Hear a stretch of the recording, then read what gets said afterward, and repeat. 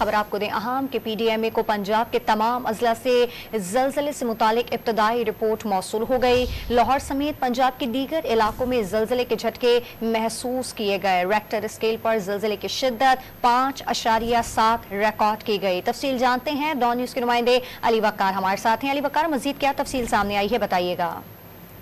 Provincial disaster management authority को जो इब्तदाई रिपोर्ट मौसूल हुई है उसमें अभी तक जो 5.7 शिद्दत का जल्जला था, उस हवाले से पंजाब के किसी जिला से अभी तक कोई भी एमरजेंसी की रिपोर्ट मौसूल नहीं हुई या कोई बड़ा नुकसान सामने रिपोर्ट नहीं हुआ। इस जो जल्जला था इसकी गहराई जो थी वो 10 किलोमीटर ज़ेरे ज़मीन थी और ये इसका जो मरकज़ था वो डेरा गाजी खान में शादी वाला एक इलाका है, उसको बताया जा रहा है। ताहम पंजाब भर की इंतजामिया को ऑर्डर जारी कर दिए हैं कि वो मुख्तलिफ जो इमारतों की चेकिंग की जाए। जो मखदूश इमारतें हैं या पुरानी इमारतें हैं उनको बिलखसूस चेक किया जाए, वहाँ पर कोई नुकसान तो ही नहीं हुआ।